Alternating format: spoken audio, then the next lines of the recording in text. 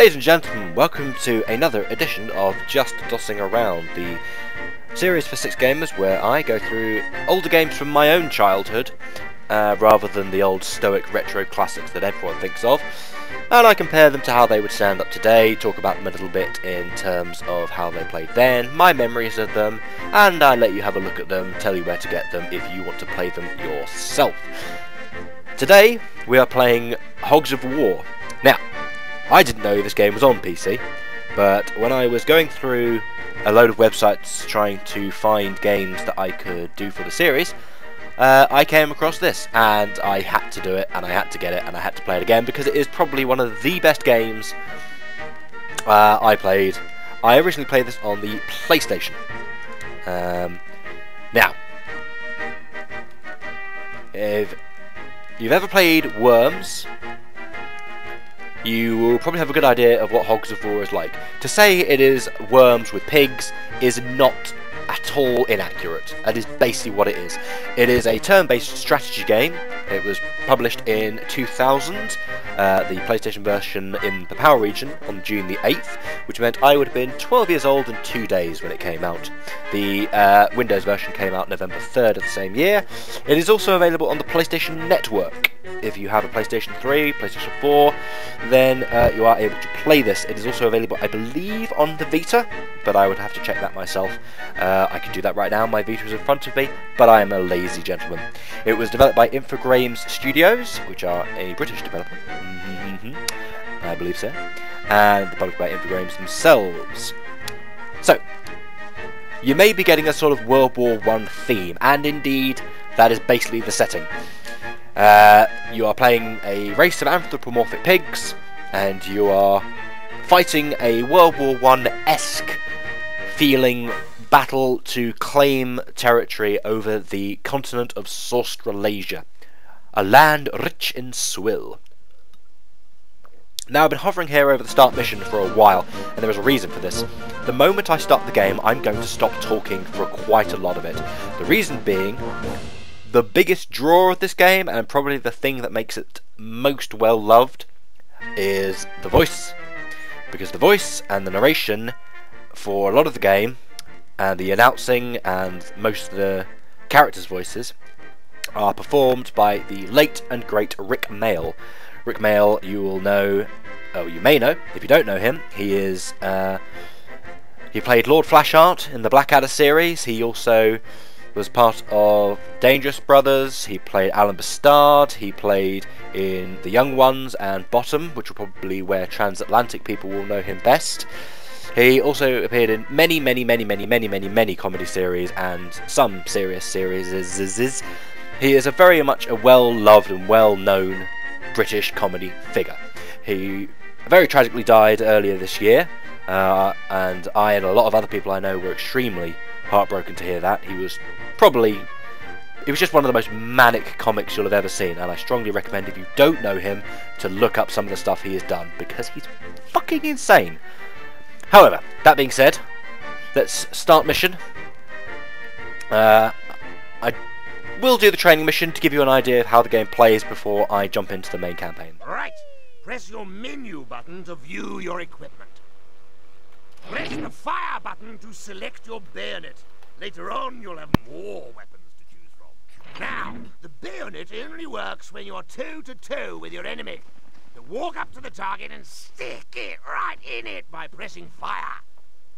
Lovely work! Now, follow the yellow path to the rifle range and collect your new equipment. By the left, march! Ah, there's a good voice to hear. He pretty much voices all the characters, and all the characters, as you will be... Get your rifle out by using the menu button again. The standard rifle fires a single bullet in a straight line. Press your camera button to look through your sights, aim at the targets, then press fire! Hit both the targets and we'll move on further. Maximum force! Ready, willing and able, sir. Okay, I think you get the idea. So, as I was saying, Rick Mail does pretty much all the voices, and as this is World War I themed, there are a lot of The next weapon you can shoot the let's just say, eyelashes off a natural foreign accents basic being done. So you have teams that are based on the British Tommies, which is who I'm playing, because obviously. There are teams based on the American forces, and the French forces, and the Germans, and the Russians, the Italians, the Japanese, and over the course of the game, new targets at the double. I am Deathbringer. he does all the voices for those. Ready, willing and able, sir. The game is also chock full, stuffed Won't know with what hit 'em. pig puns. For instance, Tommy's Trotters. I think you might be ready for things slightly more Trotter, explosive. obviously, being a Follow the pun, red path, if you can work it out. blade range, and collect Some of them are your slightly more equipment. obvious though, like Uncle Ham's Hogs, rather than Uncle Sam. They're Uncle Ham. It's just, it's full of them. So pay attention. Press and hold fire to set the amount of power you want. But you'll be noticing as I play that the gameplay is very similar to Worms. You get a selection of items, Remember, and you have to attack your enemies using them, a variety of weapons. Some fairly straightforward military fare, like rifles, sniper rifles, grenades I've used so far, and then some get a little bit silly. There are jetpacks, there are also turrets and bunkers that you can use to use as temporary defences and emplacements. There we go. now, And while this training weapon is fairly if you get one out, set a flat angle, using fairly your standard angle weapons, it gets a lot sillier later on. loads of power The good thing about the to grenades skip across water like a is you can stone. skip them across the water. Destroy those targets on the far side of the water. Oh, and try not to fall in. So I think you get the idea of how the game works. It is very much a turn-based strategy involving weapons, using two teams, and generally your objective is usually to destroy the other team. Sometimes there are other objectives, but mainly it's about slaughtering the opposing team's pigs. Don't know why I bugged out there. Tricky, so listen. You have to cross the broken bridge over there, line yourself up with the bridge, and take a bit of a run up. Anyway, Press the jump so I think you've got the idea of the button, game. I think you've seen everything you need to know health as you about can, this. eh? So what I'm going to do is I'm going to skip ahead, and we are going to play One of ourselves these, probably the first couple of missions, right, you and porter. You we have will just see picked up how we do forces of TNT. against actual This enemy will fare. serious grief, I'll talk a so bit be more about the very game modes, careful with it, all right? and you'll get to see how it works. We are going to demolish and the against door of teams. This house. Good. That'll stop the door squeaking, eh? Now, It will indeed, Rick, have a it will look in indeed. the building and see what you can find. So, here's the very first mission in Hogs Head. We have put you in charge of your own squad of grunts taking part in the invasion of Hog Head. Each of your hogs is equipped with three bayonets, 3 grenades, a rifle and a bayonet. Let's see what you can do. Major IP Grimley. You should see a doctor about that. So, there, I believe we're against the French.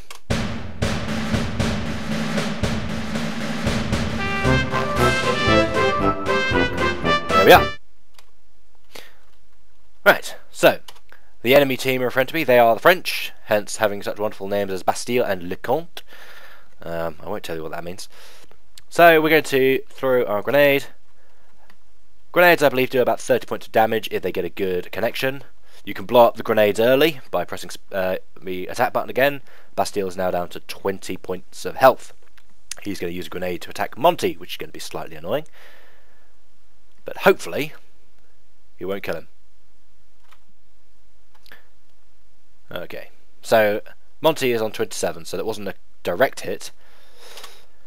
But I believe the rifle does exactly 20 points of health. So I should be able to just completely plug Bastille. I might want to get a little bit closer, actually. Right in the face. Boom. And he be dead. Boom.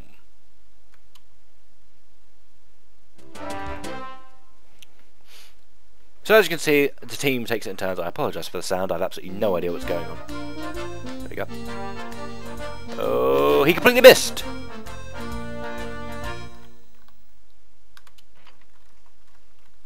So we move on to our next Hello. Now you'll notice, of course, that there is a map in the bottom left, which is very helpful because not only does it show you where everything is, it also orients as you move. So instead of showing you which way north is and having you work out where you're going, it actually shows you in that direction. So the most effective weapon I have at the moment is the grenade, because it does the most damage. However, I only have 3 of them.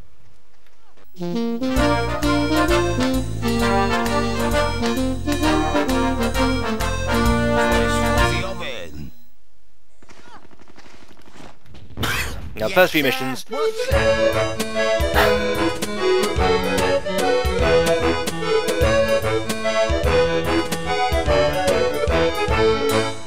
Now, in the first few missions, the enemy's AI is pretty terrible. The soldiers range in rank from Grunt all the way up to, I believe, Commando or Spy, which are incredibly tough enemies. When I complete this mission, I will show you how it works. Just made it. Injured pigs will limp like this. They can't swim. So that was actually an incredibly stupid thing for me to do, because this guy is now pretty much a sitting duck. But I do now have a bazooka. I really could have taken the time to walk that. But I'm counting on the fact that that guy's far enough away that he won't bother me. So we're going to fire the bazooka over the water and hopefully hit that guy right there. So you do start with a contingent of weapons. There we go. You start with a contingent of weapons that... nice little shot of his face there. Fault, Monsieur so-called Capitaine. And there are... Oh, good show. Let's send them packing.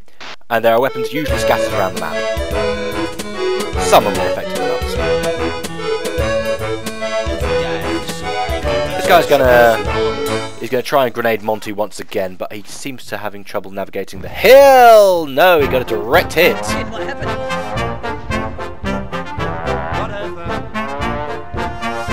Oh well. So I've lost 1 pig. You usually get bonuses if you can make it through without any pigs dying.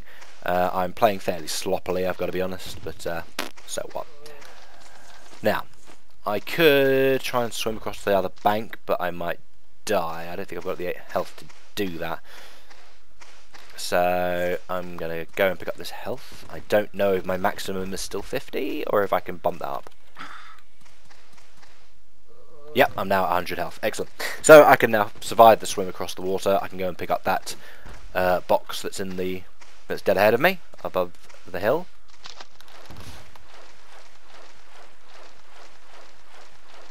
Oh, that was really, really risky of me, so I need to go and pick up the health as well. But you have fairly long turns, I believe 90-second turns. It's more than enough time to give you a good idea of what you need to do, where you need to go. Formulate your strategy. As I say, for the first few missions, everything's pretty easy, everything's pretty simple. The enemies are fairly dumb, their accuracy is very woeful. But the further you go through the game, the more powerful they will get. Having said that, the more powerful your pigs will get. I will show you when I've completed this mission what I mean. But there is a system where your pigs can upgrade. There are promotions to be had. I really think I'm going to waste this turn. Yeah, I'm better off leaving him down here, because he hasn't got the health to do this. That was a really bad turn, I shouldn't have done that. Oh well, let's see what happens.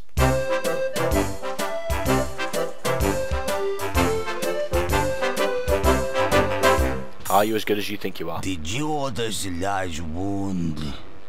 No, I didn't. I ordered the wine. Whoa.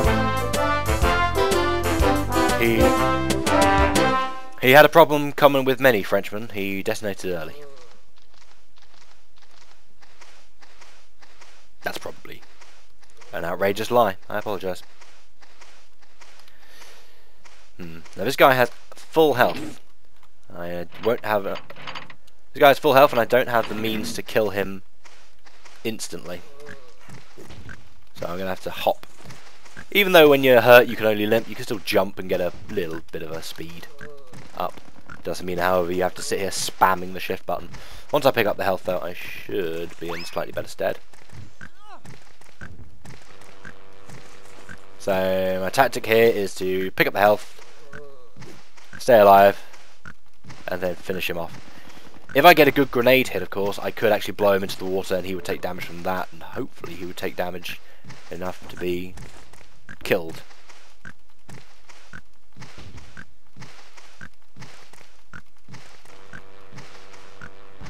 Please be something good. Sniper rifle, excellent. The sniper rifle, I believe, does 40 points of damage. So I should have enough damage to really do something nasty to him. So you can zoom in, get a good look at his little piggy face, right in the eye. Maximum force. There we go. So he's now only got 10 hit points left. Pretty much anything will hurt him. If he's smart, he'll try and go for one of the health packages. Nope. He didn't go for the health packet. What he did instead was skip his turn. Which means it's a pretty easy bet now that I can just go up here.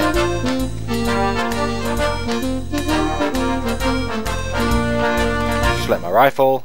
I was intentionally going to go up to him and use the TNT because that does 50 points of damage, but honestly there's no point.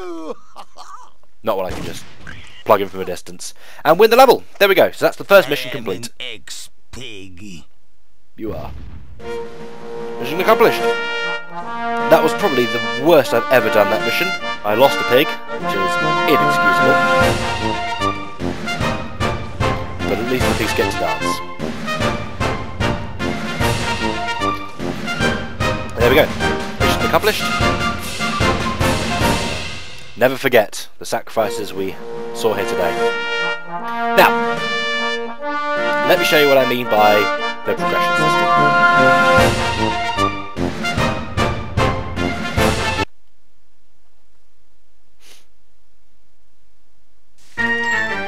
So, it's up to you to promote the pigs on your squad. Choose their paths carefully. Each rank of pig has its own strengths and weaknesses, and you must find out which is best for your style of command. so there you go. As Rick has told us, we get to upgrade each of our pigs. So, we get a little PP, and using them, we get to promote our pigs down a career path. Heavy weapons tend to rely on things like bazookas, flamethrowers, things that pack a real punch. Engineers tend to work more with explosives, so you tend to find them dropping mines and TNT, dynamite, things like that. Espionage tends to work more with knives and sniper rifles. They tend to be very much hit from a distance, but they tend to take a lot more damage. Medic does exactly what you think it would do. They get weapons that will actually heal your team up, and I think Ponsonby really should be a medic. I have no more PP. I would have got another one if I'd survived with all my pigs intact, but I didn't. You can see that his uniform has changed. It's a good way of... You can see his uniform's changed. It's a good way of differentiating between them at a glance on your squad. So we're going to go to the next mission just to give you an idea of how they work and how the different there we go. Of how the different classes work. So, parachute in. And here we have Ponsonby, who is now our team's medic. And he has healing hands as an item. He swapped his bayonet out for a knife, but he still has his contingent of a rifle and a grenade, which are basically standard issue. But he does have healing hands. This is a completely melee, I suppose, would be the word. This is a completely up close and personal weapon. You have to be standing next to the pig you intend to heal.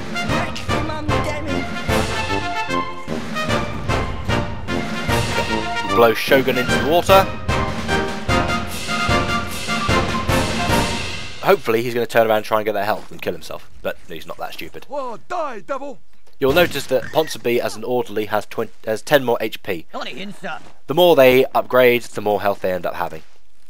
So basically, by knocking him into the water, he took 10 points more damage than he would have otherwise. I'd like to apologise at this point for how loud the music is. There doesn't seem to be a separate volume slider for music, so I apologise if I ever get drowned out by that at the start of every turn. That's the spirit. Only a couple of them left now. So doing fairly well.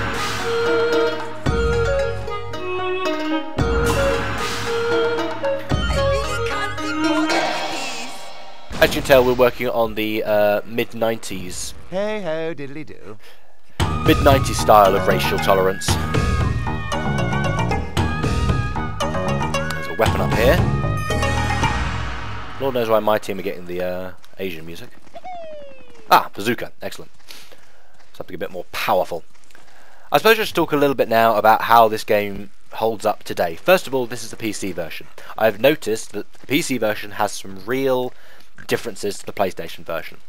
First of all, controls. So, to move we're using the arrow keys rather than WASD. We're also using some odd controls for the weapons. So to bring up your weapons menu is return, that kind of makes sense. And to pick your weapon is the same, is space once you're in the menu. Space is to fire. Occasionally you'll need to adjust the angle of your trajectory. That can be done with page up and page down. Things get a little bit odd after that. So to jump you need to use shift. Now that only works with right shift. Let's pick up this weapon, see what we get. TNT, actually that's a lot better. I'm going to use TNT on this bloke. Control is also a control you need to use. That is... Oh, let's just plant that next to you and then get the hell out of dodge! Boom! See you later, Rawfish. Excellent, that was a good kill. Made for my earthly chariots He actually survived the blast, but he died to the falling damage. Oh, good show. Let's send them packing. Control, sorry, as I say, is the button you use to aim down sights. You'll notice with the sniper rifle, for instance, in the rifle you get a sort of scope. You need to use the control button to access that. However, as you can probably guess, it's only right control that you can use. You can't use left control. So you're basically able to control the entire game from the just by your right hand, pretty much, or your left hand, if that's how you choose to live your life. You can use a gamepad. In fact, I was trying to use a gamepad when I first started recording this video.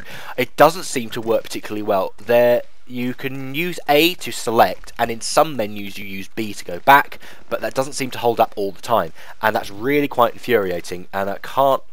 And in the control menu, you may have seen if I let you see that, it doesn't say what the buttons are. So for instance, it doesn't say that fire is mapped to X and this is mapped to Y, etc, etc. It does that thing where it says this is button 1, button 2, button 3. So unless you do a lot of trial and error to try and work out what button is what, it's a little confusing when you first open the game. Now the game actually, once you've worked out what the controls are using a keyboard, it's actually pretty easy to control and there's no real problem with it. It's just a little fiddly to start with. Yeah, what is it, sir? I also don't know if this is a fault of the PC version or something that I've done. I've not noticed any cutscenes so far. This, I can't imagine as anything I can't imagine they'd have taken them out. The cutscenes are probably one of the best bits of the game. But I haven't actually seen them yet, and that's quite worrying. So, it does... I don't know if they've got rid of them. I'll have to look into this, and I'll probably add an annotation at this point to say what they're doing. But yeah, it's a weird omission. You'll also notice it's quite foggy. I don't remember it being that foggy. The draw distance in this seems a little less than the PlayStation version. The colours don't look quite as vibrant as I remember them. I could very well be running on nostalgia there, and it actually is how it was. But obviously I can't record the PlayStation version. So I'm slightly worried about that. Otherwise it runs fairly well. I'm getting a pretty much constant frame rate, with the exception of when I was selecting my class, not my class, my team. For some reason during that menu the frame rate dropped horribly and I couldn't figure out why. And I don't think it's due to the 3D models, because as you'll see they're running fine. I picked this up on GOG. good old games. I believe it was £3 something. Sorry, £3.69 it cost. That's about the price of a pint in London. So you're getting a game for that much. Would I recommend it? Well, it depends. Did you like Worms? Yes, I did. Did you hate Worms when it transfigured? When it transferred to the 3D realms? Yes, I did. I really thought Worms 3D was a really, really, really bad game. I didn't like it at all. It lost all the charm for me. And I think that's mainly because I was so used to it being... there you go, have some health back. I think that's because of its transfer to 3D was marred by the fact it had previously been 2D, and I was just so used to that I don't know, maybe that's just me. Because this game never had a 2D version, I think it was good. I am Deathbringer. I do, however, think that the voices make it. The cutscenes are hilarious, if you can find them. If not, feel free to YouTube them, they're all out there. The campaign is sufficiently long. In fact, I never completed the original campaign on PlayStation. I got to just one mission that would not let me pass. Whether I'm going to play it anymore after I've done this video, I don't know, I've got to be honest. It's a fun game to dip in and out of. There is multiplayer. I don't know whether I'm going to... Honestly, I'm going to assume that is a local multiplayer only. So you'll see I now have a scout, I now have a sapper. These will upgrade. It also tells you how many times they've been involved in missions and how many times they've killed someone, which is pretty nice. But I think that's everything we need to do. So we're going to save the team, because I do want to come back.